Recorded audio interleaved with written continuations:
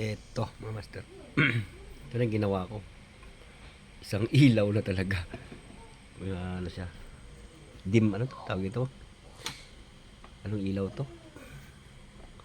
Yan. Yung pin light tawag nila to. Pin light na white. Ganito yung tsura niya. Kunin ko lang kuhain natin ang sample. Ito. Yan. Upgrade lang natin konti. Yan siya. Ang kakalabasan niya, makita mo tong gusto kong gawin. Gusto ko nang wala ng isa. Ay, dito.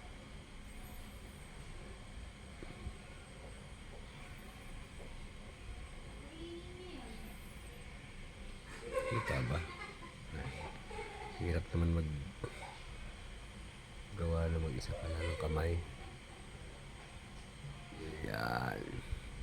Kita natin, di ba, dilim. Ngayon, binada natin. Buksan natin si pin light.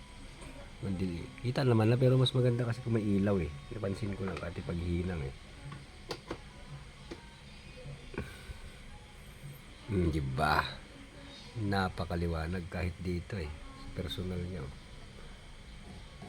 Mas madali maghinang.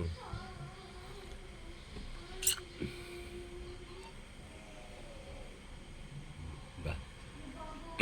Nakita mo na yung mga connection. Ito pala ay minsan dito wala to eh. Walang connection dito sa ibang board. Ito naman, ito min wala din. Ito minsan wala tong connection. Ito nandito to. Yan, ganyan siya. Napansin mo. Kita mo yung kanya ba? Pwedeng pagkabitan. Yan. Tulad dito. SMD dito, di ba? Wala yan yung 101. Ito naman yung isang namang board. Ito naman ang wala ang connection. Dito naman. Nasa isang video ko yun eh. Yan, master. Pin light. Di ba? Para siyang robot. Stiga. Bali, dalawa na. Bali, halagyan eh. Pangatlo to. Testing bukas kung may time.